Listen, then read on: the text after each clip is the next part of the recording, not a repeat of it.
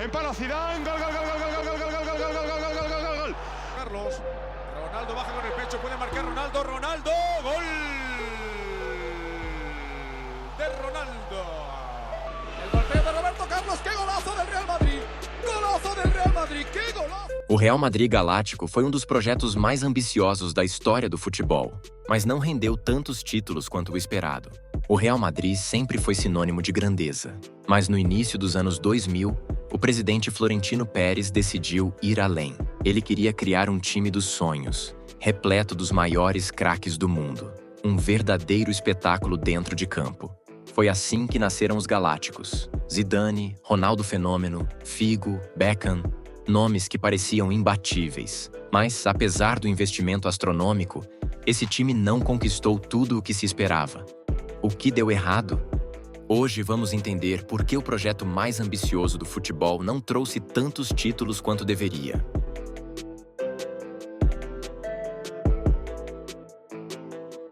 O projeto dos Galácticos começou em 2000, quando Florentino Pérez assumiu a presidência do Real Madrid.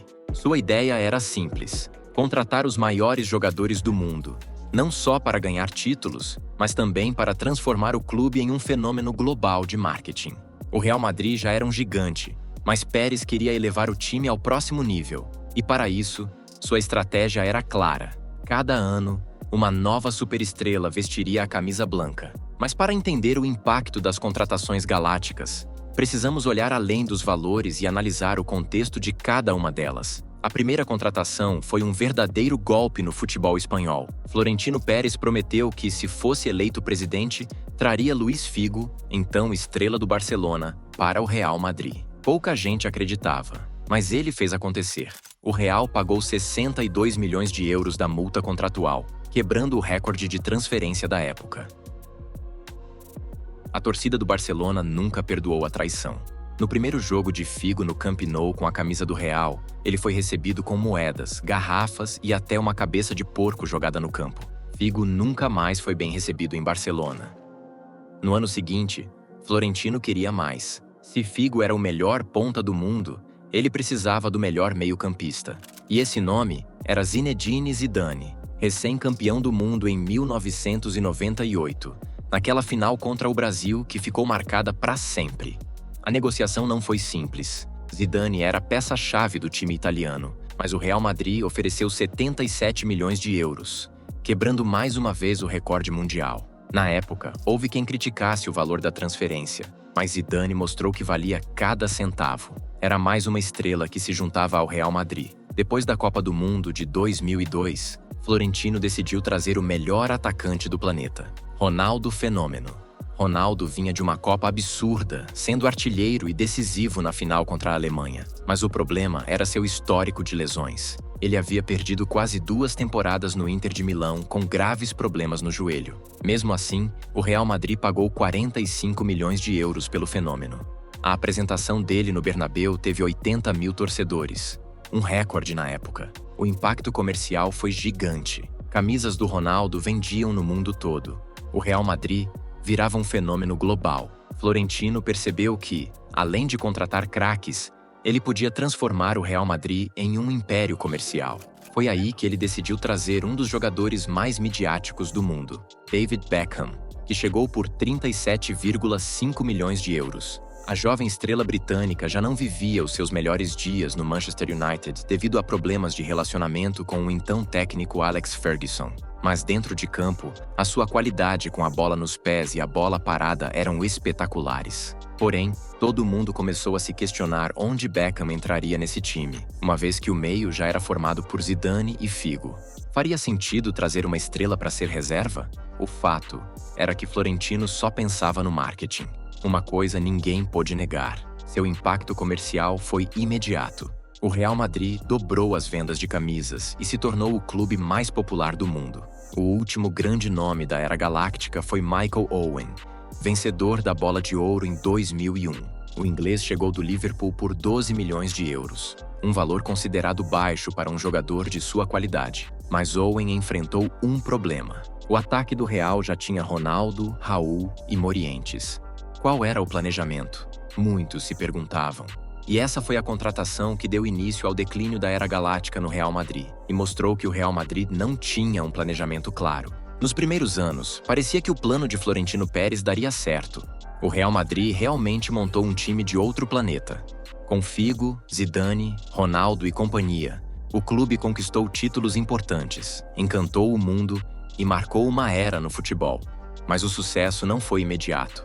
O time ainda precisava se encontrar dentro de campo. Logo na primeira temporada de Figo, o Real Madrid conquistou La Liga. O português brilhou e foi eleito o melhor jogador do mundo pela FIFA em 2001. Esse foi o primeiro sinal de que Florentino Pérez estava no caminho certo. O investimento começava a dar retorno, mas o grande momento da era galáctica ainda estava por vir. A temporada 2001-2002 foi o auge dos galácticos.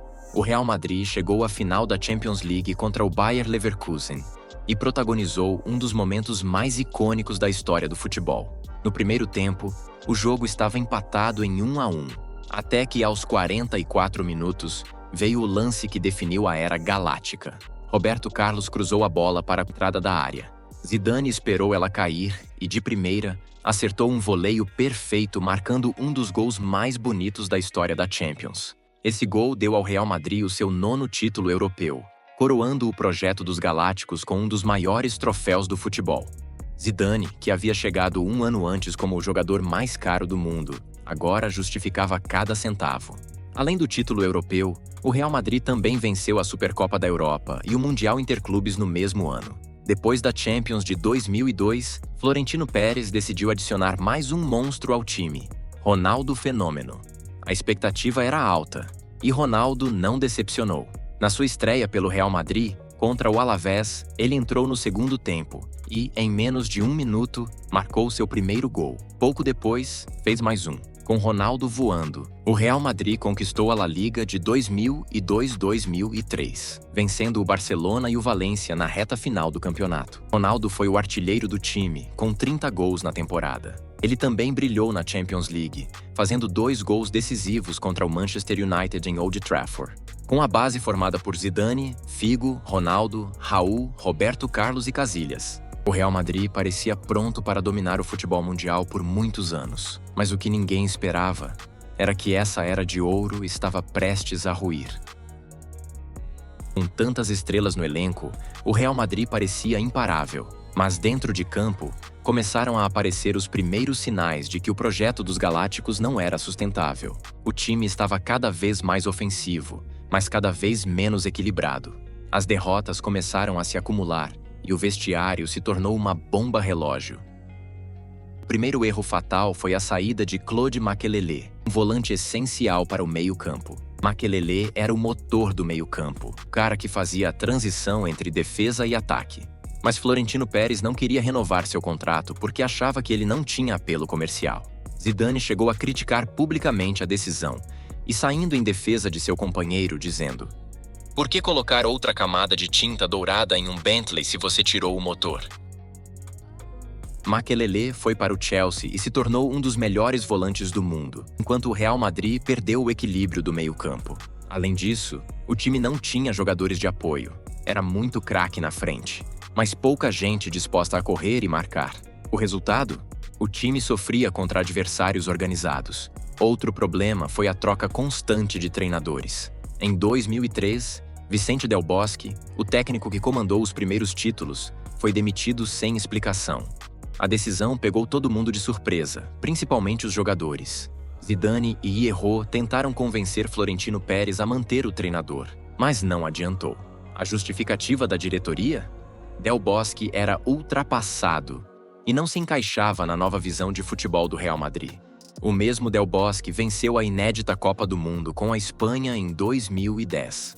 Pouco depois da demissão de Del Bosque, o capitão Fernando Hierro também foi dispensado, gerando revolta no vestiário. Del Bosque era um treinador que sabia como lidar com um grupo cheio de estrelas. Sem ele, o Real Madrid entrou em um ciclo de instabilidade. Vieram técnicos que não conseguiram manter o time competitivo. Carlos Queiroz, o ídolo José Antônio Camacho e até o brasileiro Vanderlei Luxemburgo. Mas nenhum deles durou muito tempo. Para piorar, os jogadores começaram a sofrer com lesões e desgaste físico. Ronaldo Fenômeno, por exemplo, Teve vários problemas no joelho e não conseguia manter o alto nível sempre. O ambiente no vestiário também não ajudava. Com tantas estrelas, os egos entravam em choque. Jogadores reclamavam da falta de disciplina e do favoritismo dado a certos atletas.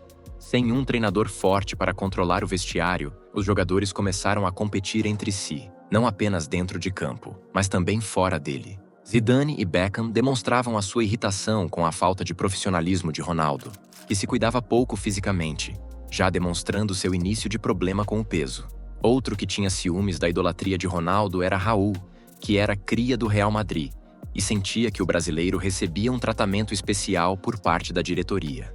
Por fim, Figo e Beckham também entraram em conflito com a vida noturna agitada de Roberto Carlos e Ronaldo, algo que a diretoria fazia vista grossa. Sem um técnico com autoridade e com um presidente focado apenas no marketing, o vestiário virou um ambiente tóxico.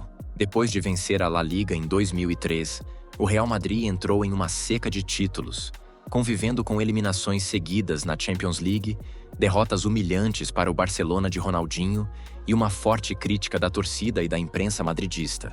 Florentino Pérez apostou que o futebol funcionaria como um negócio de entretenimento. E, de certa forma, ele estava certo. O Real Madrid se tornou um dos clubes mais lucrativos do mundo. Mas dentro de campo, esse pensamento não funcionou como o esperado. O futebol precisa de equilíbrio entre estrelas e operários, entre talento e tática. Em 2006, sem títulos há 3 anos e com o time desmoronando, Florentino Pérez renunciou à presidência. Era o fim da Era Galáctica. Anos depois, em 2009, Florentino Pérez voltou ao comando do Real Madrid e aprendeu com seus erros. Em vez de só contratar estrelas, ele montou um time equilibrado, com jogadores como Casemiro, Modric, Toni Kroos, sem abrir mão das estrelas, como Cristiano Ronaldo, Kaká, Benzema e Gareth Bale.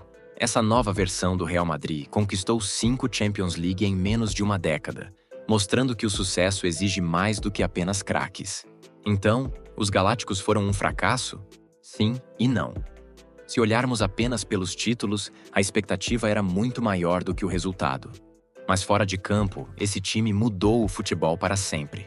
Clubes como PSG e Manchester City seguiram essa fórmula de contratar estrelas e explorar o marketing.